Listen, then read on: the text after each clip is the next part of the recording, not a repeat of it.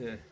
야고보서 4장 11절 12절입니다. 오늘은 두 구절입니다. 야고보서 4장 11절 12절. 율법을 판단하는 자, 율법을 행하는 자, 율법을 판단하는 자, 율법을 비방하는 자, 율법을 행하는 자. 율법에 관한 크리스천과 율법의 관계입니다. 자, 야고보서 4장 11절 12절 말씀을 같이 읽습니다.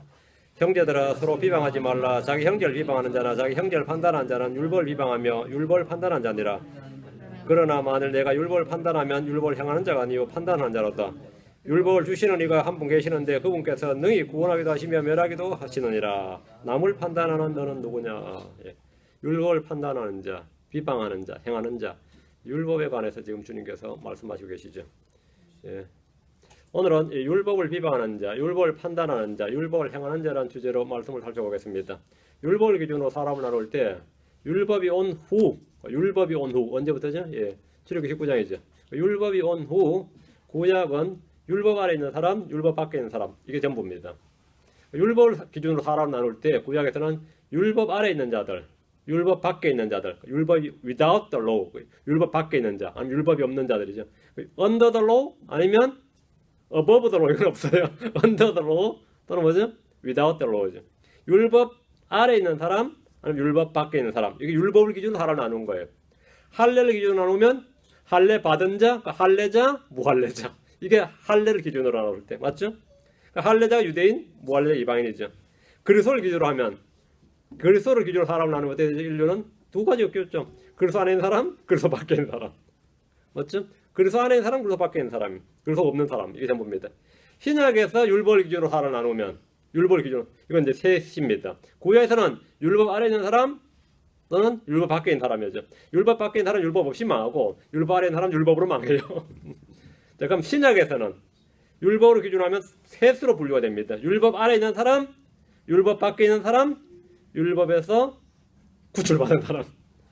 율법 아래 있지 아니하고 은혜 아래 있는 사람, 율법에 대해 죽은 사람, 또는 율법에서 구출받은 사람, 율법에 구속받은 사람.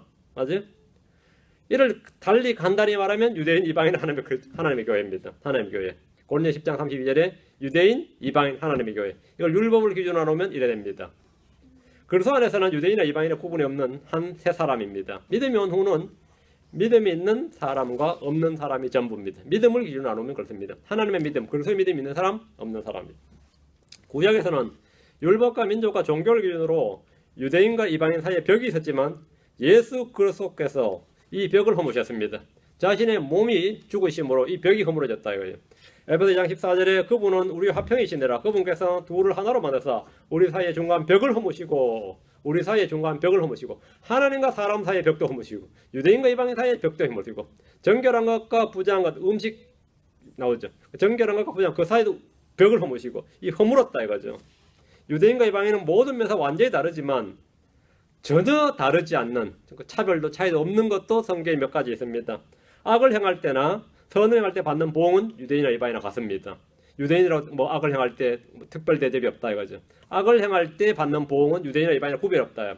로마서 2장 9절 10절에 악을 행하는 사람의 모든 혼 위에 환난과 공고가 닥치리니 먼저는 유대인의 혼 위에요 또한 이방인의 혼 위에며. 악을 행하는 자에게 임하는 환난과 공고는 모든 사람에게 임하는 것으로 유대인에게요 이방인, 유대인과 이방인의 구분이 없습니다. 10절에 선을 행하는 각 사람에게 영광과 종교 화평이 있으리니 먼저는 유대인에게 또한 이방인으로다. 선을 행하는 사람에게 임하는 영광과 종교 화평도 유대인과 이방인의 구분이 없습니다. 먼저는 유대인에게요, 다음은 또한 also 이방인에게로다. 또한 이방인에게로다. 유대인과 이방인 동등, 구별이 없다. 다 똑같다는 겁니다. 모두 다 죄 아래 있다. 모두가 하나님 앞에서 유죄라는 점은 유대인이나 이방인이나 같습니다. 율법을 가진 자는 율법에서 정죄를 받아 유죄고 율법이 없는 자는 율법 없이 망한다. 똑같이 죄가 있다 이거죠. 로마 3장 9절에 그러면 어떠하냐 우리는 그들보다 나으냐 결코 아니라 우리는 앞에서 유대인들과 이방인들을 검증하여 그들이 다 유대인들 이방인들 다 죄 아래 있음을 입증하였느니라. 둘 다 유죄다. 둘 다 죄 아래 있다. 유대인도 죄 아래 있고 이방인도 죄 아래 있습니다. 율법을 기준하면 율법 아래, 율법 없는 사람, 율법 밖에 이렇게 기준하지만 죄로 기준하면 구분이 없어. 다 죄 아래 있느니라. 다 죄 아래 있느니라. 다 죄 아래 있느니라. 다 유죄니라. 모두가 죄인이라는 점은 유대인과 이방인의 구분이 없습니다. 유대인은 특별한 민족, 택함받은 민족, 율법을 지닌 민족, 하나님의 말씀이 맡겨진 민족, 언약을 받은 민족 등등 특권을 많이, 유대인은 나은 점이 많이 있지만 모두가 죄 아래 있다는 점, 모두가 유죄다, 모두가 하나님의 영광에 이르지 못한다. 여기는 유대인, 이방인 구분 없다. 다 똑같습니다. 하나님은 유대인이 하나님이고 또한 이방인이 하나님입니다. 여기도 다 똑같습니다. 이방인이 하나님이 따로 있는 게 아닙니다. 유대인이 하나님, 이방인이 하나님이 따로 있는 게 아니다. 이거 다 똑같다. 또한 의롭게 되는 방법, 하나님께서 사람을 의롭게 하는 방법이 민족마다 차별이 있는 게 아닙니다. 다 똑같습니다. 로마 3장 29절 31절에 그분은 오직 유대인들의 하나님이시냐? 그분은 또한 이방인들의 하나님이 아니시냐? 참으로 또한 이방인들의 하나님이시니 할례자를 믿음으로 말미암아 또 무할례자를 믿음을 통해 의롭게 하실 분은 한 하나님이시니라. 똑같다 이거죠. 똑같다 이거. 유대인들의 하나님, 이방인들의 하나님. 할례자를 믿음으로 말미암아 무할례자를 믿음을 통해 의롭게 하시는 한 하나님. 유대인들과 이방인들을 의롭게 하는 방법, 하나님의 방법이 똑같습니다. 여기는 차별도 차이도 구별도 없습니다. 하나님은 유대인들의 하나님이시고 이방인들의 하나님이십니다. 믿음으로 말미암아 의롭게 된 것은 유대인과 이방인의 구분이 없습니다. 하나님은 유대인이나 이방인이나 동일한 방법으로 동일한 방식으로 똑같이 의롭게 하십니다. 구원하는 방법이 똑같습니다. 사도행전 15장 11절에 오직 우리는, 유대인들은 오직 우리는 그들과 마찬가지로, 이방인들과 마찬가지로 주 예수 그리스도의 은혜로 구원받을 줄을 믿노라. 은혜로 구원받는다. 은혜로 구원받는다. 율법을 행함으로 구원받는 게 아니고 율법을 지켜서 구원받는 게 아니라 뭘 받는다? 은혜로 구원받는다. 율법이 아니라 은혜로 구원받는다는 것은 이방인이나 유대인이나 정확히 똑같습니다. 여기는 차별도 차이도 없습니다. 하나님 택하신 하나님의 긍휼을 입는 그릇들은 유대인이나 이방인이나 같습니다. 하나님의 긍휼은 유대인이나 이방인이나 같다. 로마서 9장 24절에 이 그릇들은 곧 우리니 즉 그분께서 유대인들 중에서뿐만 아니라 이방인들 중에서도 부르신 자들이니라. 유대인들 중에서나 이방인들 중에서나 이건 같다 이거. 다음 성령 침례는 유대인이나 이방인이나 똑같습니다. 유대인이나 이방인이나 똑같은 성령 침례를 받은 똑같이, 그래서 똑같이 한 성령 안으로 들어옵니다. 고린도서 12장 13절에 우리가 유대인이나 이방인이나 매인자나 자유로운 자나 모두 한 성령에 의해 침례를 받아 한 몸 안으로 들어왔으며 모두가 마시게 되어 한 성령 안으로 들어왔느니라. 모두가 한 몸 안으로, 모두가 한 성령 안으로. 유대인이나 이방인이나 구분 없다 이거. 유대인이나 이방인이나 같은 성령 침례입니다. 주를 부른 자에게 임하는 구원은 유대인이나 이방인이나 똑같습니다. 로마 10장 12절에 이는 유대인과 그리스인 사이에 차별이 없기 때문이라. 모든 사람에게 계신 같은 주께서 자신을 부르는 모든 사람에게 부여하시나니. 주의 풍성한 긍휼은 유대인이나 이방인이나 차별이 없습니다. 모든 사람에게 계신 하나님은 같은 주이시며 모든 사람에게 부여하십니다. 십자가에 못 박힌 그리스도는 같습니다. 고린도서 1장 23절 24절에 우리는 십자가에 못 박힌 그리스도를 선포하노니 그분은 유대인들에게는 걸려 넘어지게 하는 것이요 그리스인은 어리석은 것이로되 부르심을 받은 자들에게는 유대인들에게나 그리스인들에게나 그리스도는 하나님의 권능이요 하나님의 지혜시니라. 그리스도는 하나님의 권능이시고 하나님의 지혜시니라. 같다. 그리스인에게나 유대인들에게나 그리스인들에게나 유대인들에게나 이방인들에게나. 다음 그리스도 안에서는 유대인이나 이방인이나 구분이 없습니다. 갈라디아 3장 28절에 거기에는 유대인이나 그리스인이 없고 매인자나 자유로운 자가 없으며 남자나 여자가 없나니 너희는 다 그리스도 예수님 안에서 하나이니라. 골로 3장 11절도 거기에는 그리스인이나 유대인이나 무할례자나 할례자나 무할례자나 바바리나 스구디아이나 매인자나 자유로운 자가 없나니 오직 그리스도만이 모든 것이요 모든 것 안에 계시느니라. 거기는 구분이 없다. 그리스도 안에는 구분이 없다. 차별이 없다. 그리스도 안에서는. 야고보서 2장 9절 11절부터 먼저 야고보서 2장 9절 11절부터 앞을 나가. 야고보서 2장 1절이 가난한 자를 멸시하지 말라는 거죠. 이제 가난한 자 부자를 구분한 거죠. 형제들 외모를 취하지 말라고. 사람들 외모를 중시하지 말라. 그러나 9절에 갑니다. 너희가 사람들의 외모를 중시하면, 근데 가난한 자를 차별하지 말고 외모를 취하지 말라고 그랬는데 말이죠. 외모를 중시하면 어떻게 된다고요? 죄를 범하고 율법에 의해 범법자로 확정되리라. 누구든지 온 율법을 지키다가 한 조목에 어기면 모든 것에서 유죄가 되나니. 잘 보세요. 율법에 의해 범죄자로 확정되리라 이랬죠. 가난한 자를 외모로 취하면, 아니면 사람을 외모로 취하면, 외모를 중시하면 말이죠. 사람을 외모로 중시하면. 그러니까 율법에 따르면 외모를 중시하지 말라. 외모를 취하지 말라. 외모를 용납하지 말라. 그렇죠. 유대인들은 조상들로부터 받은 율법을 준수하느라 할례를 받고 안식일을 준수하고 절기와 음식규례 각종 성정규례들을 지킵니다. 어떤 랍비는 구약 율법을 다 분류해서 하나 정리를 했는데 그게 정리하니까 이제 613가지더라. 613가지다. 이렇게 정리를 했습니다. 오늘날도 이제 뭐 유대인의 율법 하면 이 랍비가 정리한 그걸 따라가지고 613가지 그렇게 말합니다. 이제 정통적으로 이제 받아들여진 게 구약의 율법은 다 정리하면 우리가 지켜야 할 율법이 613가지다. 이렇게 정리했습니다. 그런 율법을 어릴 때부터 다 지킨다 해도 사람을 외모로 중시하고 외모를 취하면 죄를 범하는 것이고 율법에 의해 범죄자로 확정됩니다. 유대인들은 사람의 외모를 주께서 주신 복이라고 여기기 때문에 사람의 외모를 취하는 것은 일반적이었고 그거는 법에 어긋난다고 생각을 하지 않았습니다. 부자는 주께 복을 받은 자고 가난한 자는 복을 받지 못했다고 판단했습니다. 맞죠? 부자는 복을 받은 거예요. 장수하면 복을 받은 겁니다. 단명하면 복을 못 받은 거예요. 원래 소출이 땅에서 풍성하면 복을 받은 거죠. 그러니까 이게 자동으로 다 뭐가 되는 거죠? 외모로 판단하게 되죠. 외모로 판단하게 됩니다. 직업을 가지고 형제를 판단했는데 예를 들면 세리는 그 직업만으로도 세리는 공무원이죠. 세리는 그 직업만으로도 이미 죄인으로 공인죄인으로 판단을 받았습니다. 공인죄인으로. 그런데 성경은 그것이 뭐라고요? 죄를 범하는 것이고 율법에 의해서 범죄자로 확정될 것이라고 말씀합니다. 그래서 바리새인 서기관 제사장을 전부 다 세리들을 죄인으로 했던 사람들은 전부 다 뭐죠? 범죄자예요. 율법을 범한 것이 다 범죄자라고. 율법에 의해 범죄로 확정된 겁니다. 율법을 자랑하는 그들에게 너희가 형제들을 외모로 판단함으로 죄를 범하고 율법에 의해 범죄자로 확정될 것이다 이렇게 경고를 했는데 가난한 자를 멸시하고 부자를 존중하는 것은 죄니라. 그리고 그렇게 하는 것은 율법에서 범죄로 확정된다. 누구든지 온 율법을 다 지키다가 한 조목을 어기면 모든 것에서 유죄가 됩니다. guilty죠. 율법은 사람을 죄 아래 가두고 유죄가 되게 합니다. 율법은 어떤 것들을 말하든지 그것은 율법 아래 있는 자들에게 말하노니 이것은 모든 입을 막아 온 세상이 하나님 앞에서 유죄가 되게 하려 합니다. 유죄가 되게 모든 사람 온 세상이 다 하나님 앞에서 유죄예요. 그러나 율법의 행위를 어떤 육체로도 그분의 눈앞에서 의롭게 될 수가 없습니다. 율법으로는 죄를 알게 됩니다. 율법이 올 때까지 죄가 세상에 있었지만 율법이 올 때까지도 죄가 세상에 있었어요. 죄가 있었는데 율법이 왔다고. 율법이 있고 죄가 온 게 아니라 죄가 세상에 있었는데 율법이 왔어요. 율법이 올 때까지 죄가 세상에 있었지만 율법이 없을 때는 율법이 없으니까 죄를 죄로 여기질 않았습니다. 죄가 없었다가 아니라 죄인데 죄를 죄로 여기질 않았어요. 죄를 죄로 인정하지 않았기 때문에 율법이 들어와서 범죄가 넘치게 했습니다. 그게 주님의 사역이에요. 율법을 주셔서 범죄를 넘치게 했어요.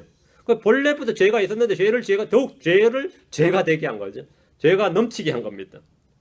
성경은 분명히 말합니다. 누구든지 온 율법을 지키다가 한 조목을 어기면 모든 것은 유죄가 되나니 했는데 이 말씀은 온 세상이 하나님 앞에서 유죄가 되었다는 겁니다. 지금 본문에서 말하는 한 조목이라도 어기면 이 한 조목이 뭐라는 거죠? 지금 본문 한 조목이라도 어기면 모든 걸 다 지키다가 한 조목이라도 어기면 너희가 뭐라고요? 모든 것에서 유죄가 된다. 여기서 한 조목이 한 조목.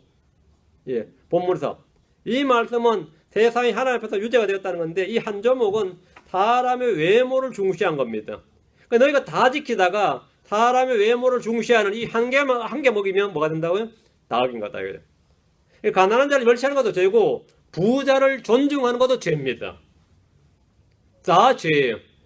이 한 조목이 뭐냐면 사람을 외모로 취하는 거예요. 와, 그 사람 배워 보니까 엄청난 사람이더라. 대단한 사람이더라. 사람을 외모로 취하다. 교회라 크리스찬도 예외가 있다. 근데 그렇게 되면 뭐가 된다고? 그 한 조목이라고 어기면 할 때 보면 한 조목은 사람 외모를 중시한 거다 이 말입니다. 외모를 취하는 자는 율법에 따른 모든 조항을 다 지키고 있더라도 모든 것에서 유죄다 이 말입니다. 지금 엄청난 말씀하고 있는 거죠. 2장 11절 간음하지 말라 하신 분께서 또한 살인하지 말라 하셨은즉 이제 내가 비록 간음하지 아니하여도 살인하면 율법을 범한 자가 되느니라. 간음이나 살인이나 둘 중에 하나만 해도 그런 율법을 범한 자가 됩니다. 이는 상식입니다. 마찬가지로 사람의 외모를 중시하면 다른 모든 율법을 지켰더라도 그런 율법을 범한 자가 된다는 말씀입니다. 야고보 사도는 널리 흩어진 12지파 형제들에게 사람을 외모로 취하지 말 것을 엄히 경고하고 있습니다. 왜? 유대인들은 그 자체가 문화 자체가 사람을 외모로 취하는 거예요.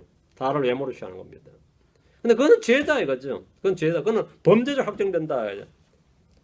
레위기 19장 15절에 너는 가난한 자의 외모를 중시하지 말고 강력한 자의 외모를 존중하지 말며 가난한 자 외모를 뭐라고? 중시하지 말고 강력한 자 외모를 존중하지 말며 율법이다. 이거 레이기니까 율법이죠. 토라다 이거. 너희들이 말 율법이다 이거. 특히 재판에서 사람 외모를 중시하는 것은 죄이며 율법에 의해서 범법자로 확정됩니다. 사람 외모를 중시하고 외모로 판단하고 외모로 용납하고 외모로 받아들인 것이 살인이나 간음을 한 것과 같이 율법을 범한 자고 율법에 의해 범죄자로 확정된다는 겁니다. 사람을 외모로 취하는 것이 얼마나 지금 중대한 범죄냐 이 말이에요. 유대인들이 어떤 사람을 외모로 취하고 판단한 가장 대표적인 예가 있는데 그렇게 판단받은 사람이 하나 있어요. 그 사람이 누굽니까? 예수 그리스도입니다. 예수님을 외모로 판단한 거죠. 그들이 예수를 외모 믿었냐고 하면 가장 중요한 게 뭐죠? 행하는 걸 봐도 메시아 맞은 것 같아. 말씀을 들어도 맞는 것 같아. 가르침의 권세를 넣어도 메시아가 맞는 것 같아. 근데 뭐가? 인물이냐 아니냐. 나사렛 출신이라잖아. 갈릴리 사람이라잖아요. 이건 뭐와 같냐면 말이죠. 갈릴리 사람은 갈릴리 액센트가 있어요. 예수님이 표준을 예루살렘 표준을 구사하지 않았다는 겁니다. 베드로한테 뭐라 그러죠? 네가 말을 풀어보니까 갈릴리 사람이다 그러잖아요. 응? 이건 경상도 사람 제가 몇 마디 하고 나면 누가 그러든 경상도 사람 혹시 뭐 그쪽 사람 이런단 말이죠. 응? 아니면 혹시 그죠? 아니면 혹시 저 북한 사람 북한에서 오셨냐? 그렇죠. 액센트로 알 수 있죠. 그 독특한 말이 있잖아요. 응? 예루살렘에 이 유지급들은 말이죠. 하긴 사람들은 어디서 갈릴리 촌띠게 와가지고 지금 말이지. 그래도 우르르 와가지고는 말이죠. 말을 하면 얼마나 시끄럽고 문 닫고 말이지. 딱 그냥 출신을 알 수 있는 거예요. 목소리는 대도 왜 저리 커? 예수님도 마찬가지단 말이죠. 예수님을 가장 외모로 판단해요. 저 사람 목수 아니냐 이거야. 목수의 아들 아니냐. 저 사람 형제를 아는데 뭐 세웠느냐. 저 사람이 어떻게 대원자냐. 어떻게 갈릴리에서 대원자가 나올 수 있느냐. 하여튼 외모로 사람을 판단해요. 외모로. 외모로 볼 때 외모로 판단할 때 예수님을 주요 그리스도로 믿는다는 것은 애당초 불가능한 일이었다 이거죠. 외모로 안 받아. 얼굴 보여주지 마 그러잖아요.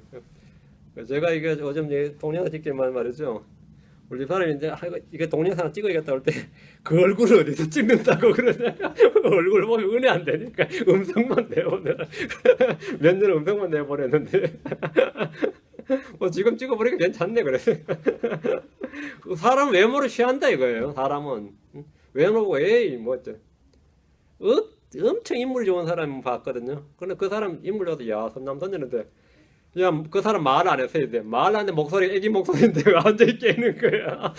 목소리에서 완전히 사람을 깨게 만들더라고. 우리는 그 본능적으로 그렇게 판단하게 되죠. 이게 육신이라는 게 그런 겁니다. 예수님 어떤 사람이냐 하면 이사야 53장 2절 3절 보면 그에게는 모양도 없고 우아함도 없으며 우리가 그를 볼 때 그를 흠모할 만한 아름다움이 없어다. 그는 사람들에게 멸실당하고 거부되었으며 슬픔의 사람이 고통을 잘 아는 자라. 여러분 예수님 초상을 누가 만약 하나 그려놨으면 어떻게 될 것 같아요? 그 성물이다 그러면서 막 보관하고 아주 중요한 곳에다가 탁 제본 떼서 걸어놨을 것 같아요. 아니면 숨겼을 것 같아요. 이 얼굴 보면 전부 은혜 안 된다 그러면 이게 진짜 예수님 얼굴이면 이 얼굴 보면 은혜 안 된다 싶어 아마 덮었을 가능성이 높습니다. 덮었을 가능성이 높아요. 이 얼굴 이분이 이분을 메시아라고 그런다면 유대인들이 요즘 뭐 지네릭 그 문제를 많이 연구해 가지고 말이죠. 예수님 얼굴 복원한다고 해서 하여튼 뭐 말도 안 되는 소리지만 예수님 얼굴을 복원한 제가 사진을 본 적이 있어요. 매부리 코에다가 이 흑인 얼굴에다가 진짜 얼굴 깨지. 이게 아마 예수님 초대교회 때 초대교회 때 그러니까 이제 AD 그 당시에 예수님의 얼굴이 아마 뭐 그랬다면 이 모양이었다는데 맨날 뭐 10개나 이런 영화에 나오던 그 배우들 얼굴 보다가 그런 사람 예수로 보다가 말이죠, 그죠? 응? 그 보는데 이제 깨는 거예요. 뭐 거의 흑인에 가까운, 거의 흑인에 가까운 그 혼혈 맞죠? 유대인들 대부분 다 그 당시 유대인들이 갈릴리 살던 유대인들이 거의 흑인입니다. 거의 흑인에 가까운 아프리칸에 가까운 데고요. 이집트에서 나왔잖아요. 이집트 나왔을 때 그때부터 혼혈이 시작되기 때문에 야곱까지만 혼혈이 아니었지. 아브라함, 이삭, 야곱까지만 혼혈이 아니었지. 야곱 밑에부터는 다 혼혈이에요. 요셉만 해도 부인이 누구죠? 흑인이라고. 아프리카, 이집트 흑인하고 셈족이 만나고 그럼 생긴 게 어떻게 나온지 상상이 가시죠. 그렇게 몇 대를 흘러나왔다 생각해 보세요. 그것도 오랫동안. 그랬을 때 모세만 해도 말이죠. 거의 흑인이었어요. 얼굴이. 왜? 모세가 히브라가 뭐라 그러냐면 이집트 사람 하나를 만났다 그랬어요. 히브리 사람 하나를 만났다 아니라 외모만 봤을 때 뭐였어요? 이집트 사람 하나 만났다 그랬어요. 이집트 사람 하나. 생기긴 뭐였던 거? 이집트 사람이. 사도 바울 때문에 소란이 났을 때 그 총대장이 사도 바울을 한테 뭐랍니까? 내가 그리스 말 하니까 네가 이집트 사람이 아니냐 그래. 이집트 사람이 어떻게 그리스 말 하냐 이거. 나 이집트 사람 아닌데. 날 때부터 로마 사람이다. 근데 시커먼 놈이 무슨 로마 사람이냐 이거예요. 그 돈 주고 샀냐? 아니다. 날 때부터 자유인이다고. 그 사도 바울도 모르긴 해도 아마 초상을 그리면 거의 흑인일 겁니다.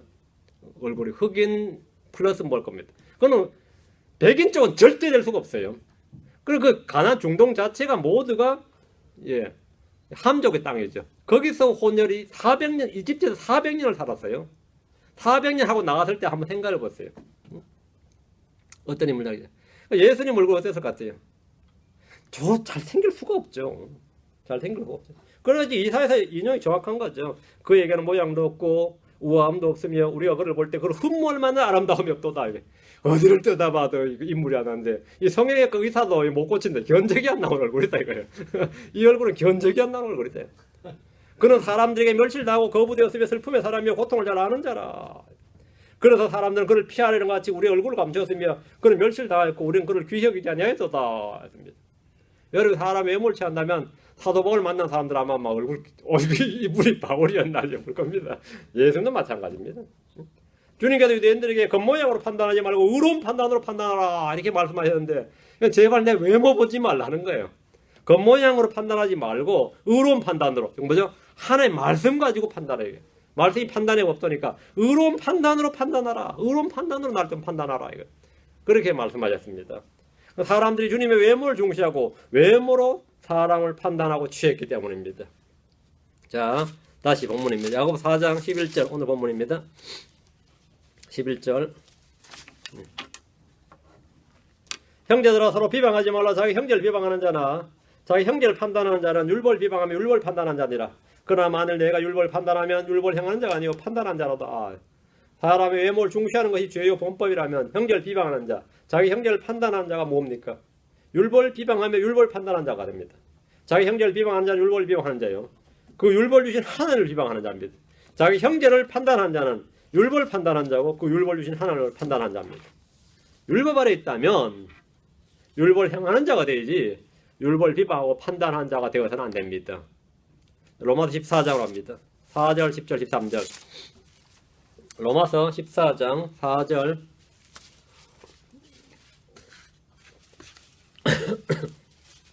10절 13절. 로마서 14장 4절 10절 13절. 다른 사람의 종들을 판단하는 누구냐? 그의 서거나 넘어지며 그의 집에 그의 주인에게 달려있은즉 참으로 그가 세워지리니 하나님은 능히 그를 서게 하실 수 있느니라. 우리는 쉽게 남을 판단하지만 많은 경우에 그의 서고 넘어지면 그 사람에게 있는 것이 아니라 그의 주인에게 있기 때문에 판단하는 자체가 오류라는 겁니다. 10절. 그런데 내가 어찌하여 내 형제를 판단하느냐? 어찌하여 내 형제를 무시하느냐? 판단하느냐 무시하느냐? 우리가 다 그래서 심판석 앞에 서리라. 성경이 강하게 질책하고 있습니다. 13절. 그런데 우리가 다시는 서로 판단하지 말고 도리어 이것 즉 아무도 자기 형제의 길에 걸림돌이나 넘어질 기회를 두지 않을 것을 판단할지니라. 우리는 다른 사람을 판단하지 말고 우리 자신을 판단해야 됩니다. 또한 우리가 판단할 때는 뭐예요? 우리가 일을 판단해야 됩니다. 그걸 판단해야 돼. 다른 사람을 판단하지 말라. 다른 사람을 판단하지 말고. 이건 갈수록 자꾸 느끼는 거죠. 갈수록 더 느끼는 겁니다. 그 판단할 거 아니다. 우리가 알 수 없는 일이다. 무슨 사정이 있는지 우리가 알 수 없는 일이다 이거예요. 응? 알 수 없는 일이다. 다시 야고보서라서 11절 4장 11절. 그러나 만일 내가 율법을 판단하면 율법을 행하는 자가 아니요 판단하는 자로다. 자, 여기서 주목을 하십시오. 우리는 율법을 행하는 자, 우리는 율법을 비방하는 자나 율법을 판단하는 자가 아닙니다. 우리는 율법을 비판하는 자가 아니다고요. 어떤 크리스천도 율법을 비방하는 자가 아니에요. 율법을 비방하는 자, 율법 판단하는 자가 되어서는 안 되죠. 그럼 우리가 율법을 범하는 자냐, 아니 율법을 피하는 자냐, 그것도 아닙니다. 우리는 다 아니다 이거. 우리는 율법이 소용없다, 율법 무용론자가 아닙니다. 우리는 율법이 폐기됐다, 우리 율법 폐기론자도 아닙니다. 그럼 뭐예요? 우리는 율법주의자도 아니고 그렇다고 율법을 지키자, 율법을 돌아가자, 율법 준수자들도 아닙니다. 율법에 대해서 전부 다 아니다 뿐이에요. 전부. 그건 아니다. 율법 무용론자냐 아닙니다.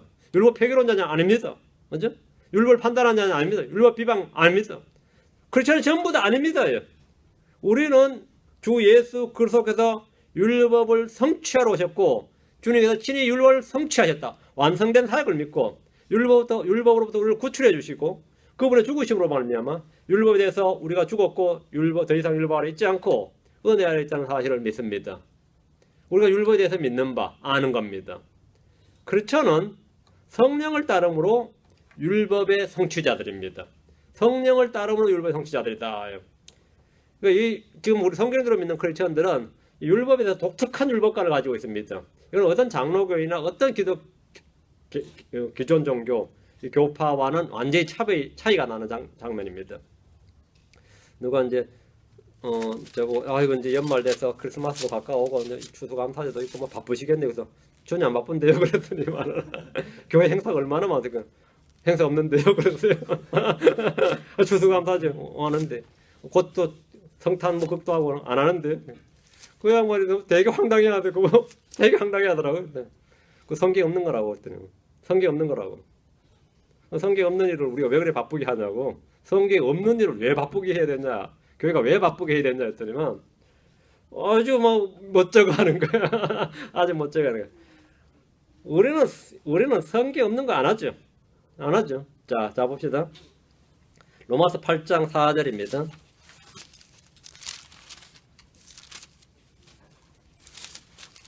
크리스천은 성령을 따름으로써 율법의 성취자들이다. 크리스천과 율법의 관계입니다. 크리스천과 율법의 관계입니다. 우리는 율법 폐기론자나 율법 무용론자나 그렇다 율법주의자나 율법 준수자나 율법 밖에 있는 자나 율법 아래 있는 자 다 아닙니다.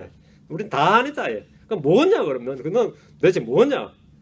자 8장 4절 이것은 육신을 따라 걷지 아니하고 성령을 따라 걷는 우리 안에서 육신을 따라 걷지 아니하고 뭐지? 육신을 따라 걷지 않고 성령을 따라 걷는 우리 안에서 육신을 따라 행하지 않고 성령 육신이야 성령이 되죠.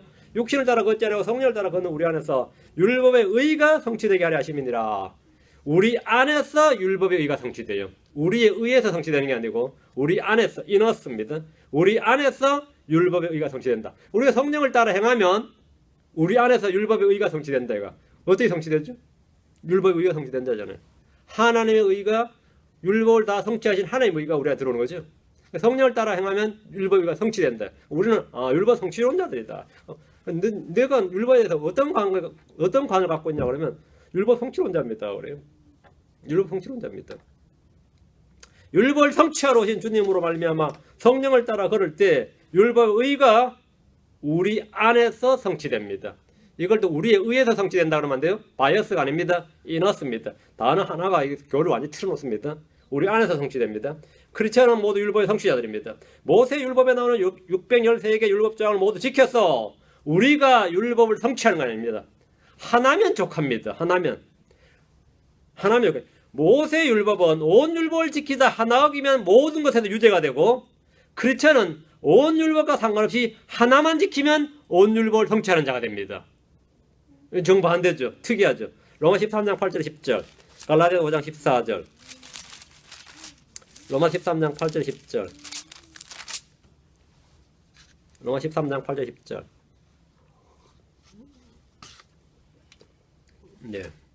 로마서 13장 8절 10절 8절 서로 사랑하는 것 외에는 누구에게든지 어떤 것도 비치지 말라. 다른 사람을 사랑하는 자는 율법을 성취하였느니라.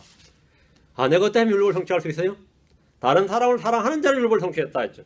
이 명령을 따르면 사람을 외모로 취할 일도 없고 비방할 일도 없고 판단할 일도 없습니다. 다른 사람을 사랑하면 살인이나 가늠할 일도 없습니다. 온 율법은 이 한 가지, 이 한 말씀으로 다 성취됩니다. 사랑은 율법의 완성이요. 다른 사람을 사랑하는 것은 온 율법이 다 성취되었다는 말씀을 문자 그대로 믿지 못하는 사람들이 굉장히 많은데 우리는 이 사실을 믿는 사람들입니다. 사랑은 율법의 완성이요. 다른 사람을 사랑하는 것은 온 율법이 성취되었다. 문자 그대로입니다. 이 말을 문자 그대로 우리는 믿습니다. 사랑하면 온 율법이 성취되었구나. 온 율법이 성취되었구나. 9절 10절 너는 가늠하지 말라, 너는 살인하지 말라, 너는 도둑질하지 말라, 너는 거짓 증언하지 말라, 너는 탐내지 말라 한 것과 어떤 다른 명령이 있을지라도 명령 많죠. 600개가 넘잖아요. 어떤 다른 명령이 있을지라도 그것은 너는 내 이웃을 내 자신같이 사랑하라 하신 이 한 말씀 안에 간략하게 들어있느니라. 사랑은 자기 이웃에게 해를 끼치지 아니하나니 그러므로 사랑은 율법의 완성이니라. 사랑은 율법의 완성이니라. 사랑은 율법의 성취니라. 둘 다 됩니다. 사랑은 율법의 완성이라는 말씀을 믿지 못한 애들은 아무리 율법 준수를 외쳐도 영은 율법을 성취하지 못합니다. 하나님 우리에게 주신 성령님께서 하나님의 사랑을 우리 마음에 넓게 부어주셨습니다. 하나님의 사랑으로 다른 사람이나 이웃이나 형제를 사랑하는 것은 율법의 완성이고 온 율법의 성취입니다. 갈라디아서 5장 14절. 갈라디아서 5장 14절. 갈라디아서 5장 14절. 온 율법은 이것즉 너는 내 이웃을 내 자신같이 사랑하라 하신 한 말씀 안에서 성취되었느니라. 한 말씀 안에서 뭐라고? 성취되었느니라. one word. 사랑이라니 한 말씀, 한 단어예요. 이 한 말씀 속에서 뭐라고? 온 율법이 성취되었다. 온 율법이 성취되었느니라. 온 율법은 이 한 말씀, 이 한 단어 안에서 성취되었다. 이렇게 해야 돼요. 이 한 말씀이 뭡니까? 너는 내 이웃을 내 자신같이 사랑하라. 이 말씀입니다. 갈라디아 6장 2절 밑으로 옵니다. 너희는 서로 남의 짐들을 지라. 그리하여 그리스도의 법을 성취하라. 그리스도의 법이란 서로 남의 짐을 지는 겁니다. 그리스도의 법은 이웃사랑, 형제사랑의 법입니다. 뒤로 갑니다. 야고보서 2장 8절. 야고보서 2장 8절. 너희가 성경 기록들에 따라 너는 내 이웃을 내 자신같이 사랑하라 하는 왕가의 법을 성취하면 잘하는 것이거니와 잘하거니와. 모세 율법 중에 지금 레위기 19장 18절에 나오는 이 계명이 왕가의 법입니다. 우리 이 법을 성취하라는 명령을 받았습니다. 사도행 요한일서 2장 7절에 내 형제들아 내가 새 명령을 내게 쓰지 아니하고 너희가 처음부터 가졌던 옛 명령을 쓰노니 그 옛 명령은 바로 이 계명이죠. 너희가 처음부터 들은 그 말씀이니라. 이 명령은 예부터 있었고 지금 우리에게 주어진 명령이란 겁니다. 그러면 성취하는 것이다. 온 율법을 성취하는. 그러니까 율법 그 한 종목을 성취하는 게 아니라 온 율법을 성취하는 겁니다. 어떤 사람은 다 지키다 하나 어겨서 온 율법을 어기게 되고 우리는 다 안 지키고 하나 지켜서 온 율법을 성취하는 거예요. 어느 길을 선택하느냐는 겁니다. 율법 아래 있는 자는 온 율법을 다 지킬 의무가 있어요. 할례를 받은 자, 온 율법을 다 지켜야 됩니다. 맞죠? 온 율법을 지켜야 될 의무, 짐을 지고 있습니다. 뭐좀 안식일을 지키자 이런 사람이 있죠. 온 율법을 지킬 의무가 있습니다. 우리는 율법 아래 있지 않는데 그럼 율법을 어떻게 한다고요? 온 율법을 성취하는 자입니다. 온 율법을 성취하는 자예요.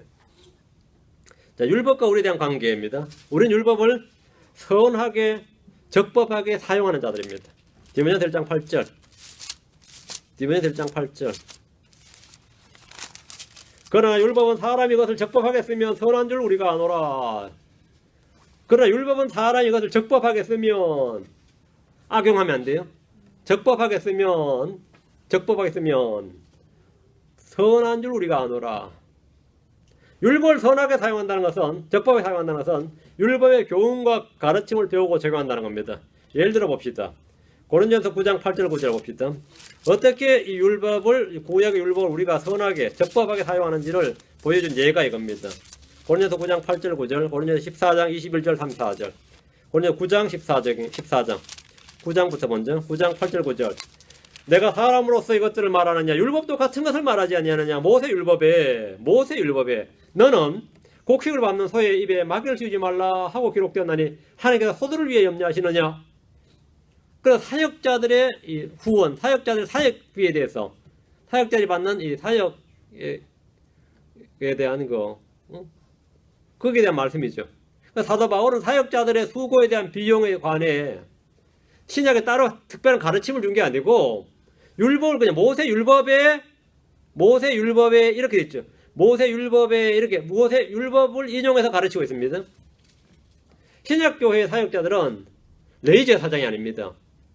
또 레위지파도 아닙니다. 그러니까 11조를 받을 수가 없죠. 받을 수 없잖아요. 그리고 교회는 지역교회 성전이 아닙니다. 그리고 11조를 낼 수도 없죠.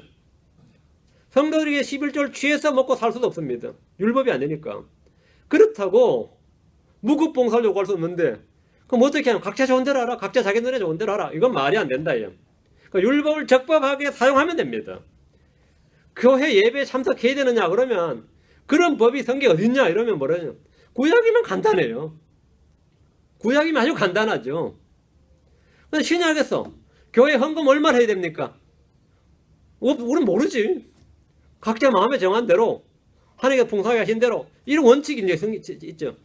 내가 잘 모르겠다. 그럼 어떻게 한다고요? 내 마음이 하도 감사해서 내 마음에 정한 대로 하라 그러면서 살며시 이제 이것 떼고 저것 떼고 하니까 그냥 딱 정해버린다. 그럼 나는 11조를 기준으로 해서 난 하겠다. 이런 문제를 그 율법에서 찾아서 모세 율법에 이렇게 하면 적법하게 사용하면 충분하다 그 말입니다. 적법하게 사용하면 충분하다. 그렇게 하면 되겠네. 뭐 간단하네. 간단해요? 간단하네. 이렇게 하라고. 그러면 뭐 간단해요 실제로. 율법에 따르면. 율법을 적법하게 사용하는 자들, 크리스천들 율법을 무시하거나 비방하거나 판단하거나 업신여기거나 그런 게 아니라 적법하게 사용하는 자들입니다. 거기 전에 문신에 대해 이야기할 때 문신 이야기 뭐 합니까 우리는? 뭐 레기 찾아야지 어떻게 해요? 신약 어디서 찾아? 신약 어디서 찾겠어요? 그 적법하게 사용하는 거예요. 하지 말라고. 하지 말라고. 어디서 찾아요? 거기서 찾는 거지.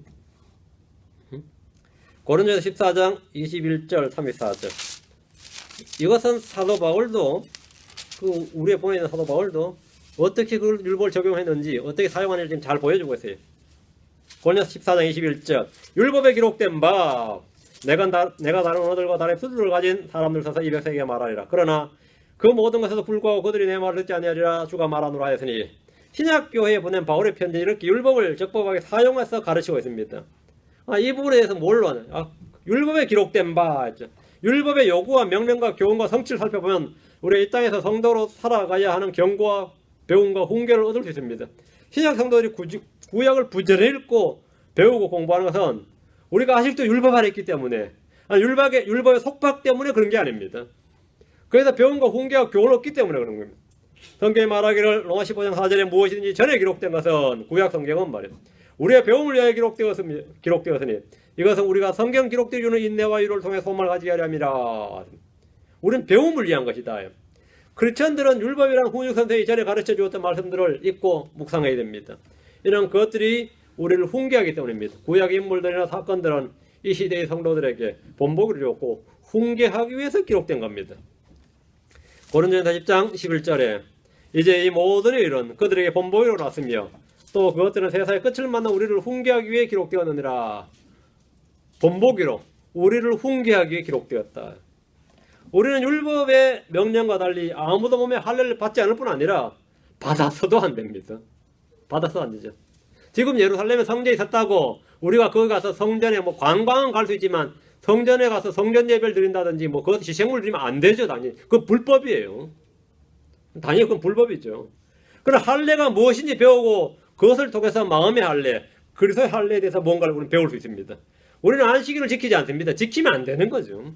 그러나 안식일이 언제 누구에게 왜 주어졌는지 부지런히 공부하고 혼의 안식에 대해서 배웁니다. 우리는 율법에 기록된 절기를 준수하지 않지만 절기를 통해서 예언의 플랜도 알게 되고 많은 배움을 얻습니다.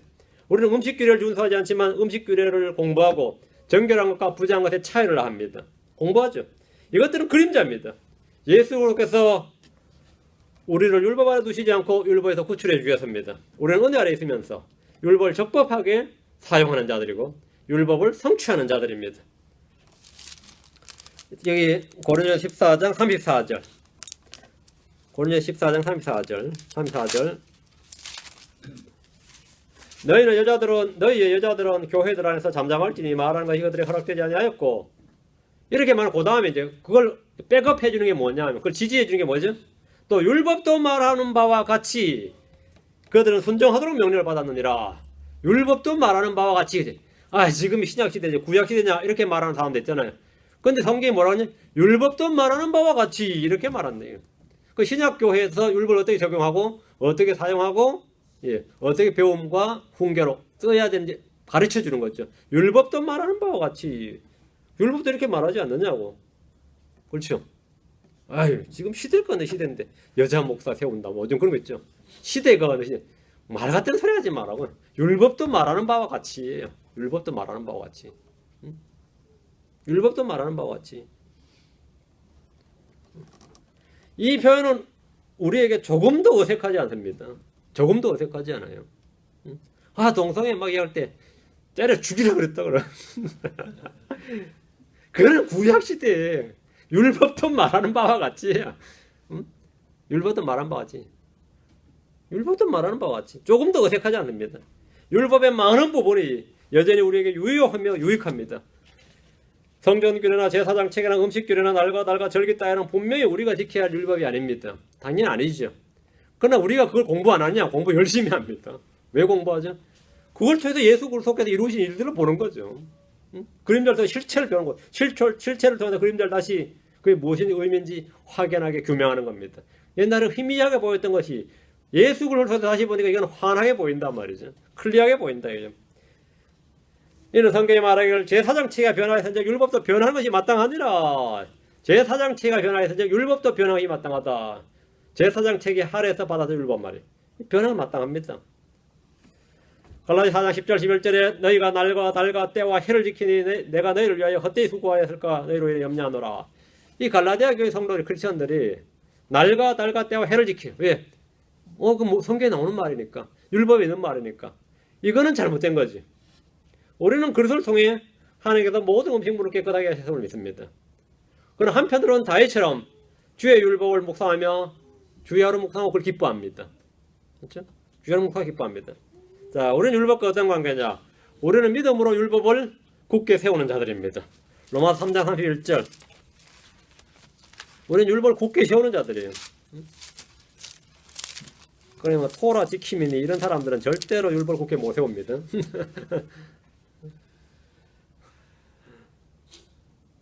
우리는 율법을 굳게 세우는 자들이에요. 로마 3장 31절. 그런데 우리가 믿음을 통해 율법을 헛되게 만드느냐? 결코 그럴 수 없느니라. 참으로 우리가 율법을 굳게 세우느니라. 율법을 굳게 세우고 싶은 사람들은 빨리 율법 아래서 나와야 됩니다. 율법에 대해 죽고 율법에서 구출 받아야 돼요. 율법 아래서 나오는 사람, 율법 아래 있지 않고 은혜 아래 있는 사람, 그 사람은 율법을 굳게 세울 수 있습니다. 그리스도께서는 믿는 모든 자에게 의가 되시기 위해서 율법의 끝마침이 되십니다. The end of the law였죠. 율법의 끝마침이 되십니다. 이 진리를 믿는 크리스천들은 믿음을 통해 율법을 헛되게 만들지 않고 도리어 율법을 굳게 세웁니다. 율법 아래 있는 사람들은 율법의 저주 아래 있지만 은혜 아래 있는 사람은 율법을 성취하고 믿음으로 율법을 굳게 세웁니다. 율법을 적법하게 사용합니다. 크리스천들은 십계명을 비롯해서 모든 율법을 믿음으로 굳게 세우는데 간단한 예로 주 하나님 한 분만을 경배하라. 맞죠? 너희는 주 내 하나님을 경배하라. 주 하나님 한 분만을 경배하라. 주 하나님을 섬기고 사랑하라. 이러면 이게 계명이죠. 제일 큰 계명이다. 오케이. 그러면 여호와의 증인들은 그 계명에 순종할 수 있습니까? 응? 그 유대인들, 정성 유대인들은 그 계명을 순종할 수 있냐고요. 주 하나님을 경배하라 하면 순종할 수 있냐? 예수 그리스도를 경배하지 않는 이상은 그 계명을 순종 못해요. 예수 그리스도가 참 하나님을 알고 그분 앞에 엎드려 경배하지 않으면 십계명에 나오는 주 하나님을 경배하라는 말씀에 순종할 수 없다고. 그런데 우리가 예수를 믿음으로써 예수를 경배하는 예수님을 경배하는 자들, 그 뭐라고? 그 사람은 십계명이 말하는 바 주 내 하나님을 사랑하라, 주 내 하나님을 경배하라, 주 내 하나님을 섬기라 이 말씀을 지금 뭐 하고 있는 거죠? 예수 지킨 거죠. 그게 뭐라 믿음으로 율법을 굳게 세우느니라고. 그럼 지금 현재 지금의 정통 유대인들은 그렇게 열심히 경배도 드리고 뭐 하잖아요. 주 하나님을 경배하는 거예요? 주 하나님을 경배 안 하는 거지. 주 하나님을 경배 안 하는 거라고. 한다고 하면 그건 뭐죠? 흐릿하게 하는 거죠. 실체를 지금 안 하고 그림자를 지금 경배하고 있는 거라고. 맞아요? 우리는 예수를 경배함으로 말미암아 진짜 뭐 하는 거죠? 누가 저한테 그러다 그 목사님 그렇게 말하면서 안식을 안 지키잖아요. 그거. 내가 혼의 안식을 누리잖아. 너희들은 육체의 안식일 날 너희들은 육체의 안식을 지키고 그게 율법이고 예수 그리스도로 말미암아 우리는 뭐라고? 예수는 뭐죠? 혼의 안식을 주었다. 혼의 안식을 주었다. 혼의 안식을 누리게 뭐죠? 율법을 굳게 세운 거지. 그림자를 뭐가죠? 안식일을 지키라는 율법이 그리스도로 말미암아 그 믿음으로 말미암아 우리 믿음으로 뭐 한다고? 율법을 안식일을 지키라 이 말을 굳게 세운다. 그게 뭐죠? 혼의 안식을 누리고 지키는 겁니다. 혼의 평강과 잘 누리는 거예요. 이게 뭐라고요? 오, 진짜 율법을 굳게 세운 자들이죠. 굳게 세우는 자들이에요. 이것은 크리스천만이 주 예수를 믿는 자만 이 율법을 성취할 수 있고 세울 수 있는 겁니다. 이 로마 3장 31절을 이거 이해 못하는 분들이 뭐 율법을 굳게 세우느니라 하니까 우리가 믿음으로 율법 지키자 이런 사람들이 요즘 많아요. 이런 사람들이 어제 뭐 많아요. 예수 그리스도가 바로 율법에서 섬기라고 명한 그 하나님이시고, 뭐 우리가 살인하지 말라, 간음하지 말라, 뭐 별의별 명령 다 했더라도 우리는 형제를 미워하지 않음으로써 그 명령을 다 굳게 세웁니다. 다 그건 자동이죠. 형제를 멸시하거나 비방하거나 판단하지 말라는 명령 역시 우리는 형제를 사랑하면서 다른 사람을 내 몸에 사랑함으로써 왕가의 법을 성취함으로써 그건 자동으로 성취해 굳게 세웁니다. 우리 어떤 명령도 말해보라고. 나 율법 지킨다는 사람들한테 그래요. 한번 말해보라고. 당신이 더 잘 지켜, 내가 더 잘 지키나 한번 비교해보자. 난 지킨다고. 지킨다. 안 지켜? 손을 깨끗이 닦고, 그건 장로들 유전입니다. 오케이. 음식을 정결한 음식만 먹어요. 그러니까 몸이 정결해집니까? 몸이 정결해져? 모든 것은 기도와 말씀으로 거룩하시느니라. 그렇게 더 믿음으로 뭐죠? 정결한 음식을 먹는 거죠. 응? 그 정결하고 거룩한 음식을 먹는 거지. 난 식사 때마다 정결한 음식만 먹는데, 나 식사 때마다 항상 정결한 돼지고기 먹어요. 정결한 새우깡 먹고, 안 그래? 당신들은 믿음이 없기 때문에 그거 먹으면 부정해진다고. 나는 돼지고기로든 먹든 수육을 먹어도 정결해져. 전혀 부정하지 않아요. 왜? 모든 것은 뭐라고요? 하나님 주신 모든 선하심이에요. 하나님 모든 창조를 선하심이에요. 모든 기도와 말씀으로 거룩하시느니라 해서 난 그 말씀을 믿으니까 믿음으로 뭘 한다고? 율법을 뭐 한다고요? 굳게 세우느니라. 굳게 세우느니라. 이게 우리 지금 현재 그렇지 않아요. 응? 우리 모든 문에서 율법을 굳게 세우는 자다. 율법을 굳게 세우는 자, 율법을 적법하게 사용하는 자, 율법을 뭐 한다고? 예, 성취하는 자. 성령을 따름으로써 율법 아래 있지 않고 율법을 성취하는 자다. 자, 야곱 4장 12절. 자, 이해가 됐으면 좋겠습니다. 잘 이해를 잘 따라오셔야 됩니다. 갈수록 이제 요즘 율법주의자들 성행하고 믿는 자들 혼을 노력하는데, 이 갈라디아 교회 성도들이 믿음이 없었던 사람들도 아니고, 응? 그런 사람들이 말이죠. 그렇게 혼들이 노략질 당했잖아요. 마찬가지로 오늘날 교회도 율법주의자를 설치면 노략당합니다. 이론적 기반, 성경적 근거가 분명하지 않은 사람들은 꼼짝 못해요. 막 성경 막 인용해 되면 그 성경이 없는 말씀이 아니거든요. 뭐 구약이 하나님과 신약이 하나님 다릅니까? 이러면서는 그렇게 들이닥치면 말이죠. 꼼짝 못해요. 웬만한 거를. 안 다르다고. 누가 다르다 그랬죠? 누가 다르다 그랬냐고. 그런데 예수님 부활했다고, 예수님 십자가에 못 박혀 죽고 부활했다고 돼지고기가 갑자기 정결함을 비쳤냐면, 야, 십자가에서 죽고 부활하신 분이 부활했는데도 아무것도 변한 게 없으면 그게 오히려 사기 아니냐 그랬대. 그게 오히려 사기 아니냐. 그 천지를 창조하신 하나님께서 사람이 되셔서 십자가에서 피 흘려 죽으시고 부활하셨는데, 그렇게 하시고도 아무런 변화가 없다면, 구약과 신약에서 아무런 변화가 없다면 예수님 헛되이 죽은 거지. 그게 사기지. 어떻게 변했다고 믿는 게 사기냐. 나한테 막 분노하는 물어봐. 내가 말싸움을 잘 안 지는 사람이야 원래. 그런데 요즘은 이제 말싸움 잘 안 해요. 그냥 해볼 필요도 없고, 그 각도에서 보면 그렇게 보여요 실제로. 그럼 어떻게 우리가 할 수 있는 부분은 영역이 아니에요. 저는 이제 느낀 게 그거예요. 나도 말씀을 제대로 몰랐으면 넘어갔겠다는 생각을 해요. 내가 말씀을 정말 제대로 몰랐으면, 내가 진짜 킹제임스 성경을 제대로 몰랐으면, 내가 개혁 성경을 지금까지 많이 사용했다면, 나도 잘하면은 이 사람들하고 맞닥뜨렸으면 그냥 꺾였겠다는 생각은 가끔 들어요. 여러분은 절대 그렇게 하면 안 됩니다. 말씀이 굳게 서야지. 말씀이 굳게 서야 됩니다. 자, 12절. 율법을 주시는 이가 한 분 계시는데 그분께서 너희 구원하기도 하시며 멸하기도 하시느니라. 남을 판단한 너는 누구냐? 예수는 율법의 제정자십니다. law giver. 율법 주신 분 있죠. 율법 주신 분인데 그분께서 너희 구원하기도 하고 멸하기도 하십니다. 서기도 하시고 넘어지기도 하십니다. 이 말씀은 다른 사람을 판단하지 말라는 겁니다. 누가 넘어졌다고 해서 혀를 차면서 정죄해버리면 주께서 그를 일으켜 세울 때 우리는 할 말이 없게 됩니다. 누군가 섰을 때 그를 칭찬하고 와 대단한 사람이 되는데 그가 넘어질 때 우리의 판단은 그 사람은 뭐 아무것도 아니었네 이래 되죠. 응? 아무것도 아니다. 누가 구원받았다고 해서 그것은 주의 은혜지 그 사람이 잘난 거 아닙니다. 누가 망했다고 해도 우린 그 사람이 어느 순간 회개했는지 주의 긍휼을 입었는지 알 수가 없습니다. 욥이 망했을 때 친구들이 다 정죄했어요. 욥을 다 정죄했는데 친구들의 정죄는 합당하지 않았던 겁니다. 합당하지 않았던 거예요. 우리가 어떤 사람을 보면서 뭐라요? 마귀의 자녀라고 생각할 만큼 평생 무속적인 그리고 그 무속에 미치는 그런 사람이 있는데 저도 그렇게 판단하는 사람이 있어요. 미당 서정주라고 아시죠? 이 사람 그런 말이죠. 우리 교과서에도 배웠지만 평생이 무속이에요. 그 바탕이 무속이에요. 뭐 그 사람 영화든지 뭐 극이든지 그 옛날에 뭐 명화극장 이런 것도 많이 만들어야죠. TV 문학관인데도 그 사람 거 많이 만들어졌거든요. 근데 그 양반아가 크리스천 되고 나서 이렇게 무속적인 사람이 있을까 했거든요. 근데 난 나중에 그 누구한테 간증을 들었어요. 그 양반 구원받고 죽었다고. 내가 얼마나 놀랐는지. 내가 그 간증을 못 믿겠더라고요. 평생을 그 양반은 무속에 미친 사람이야.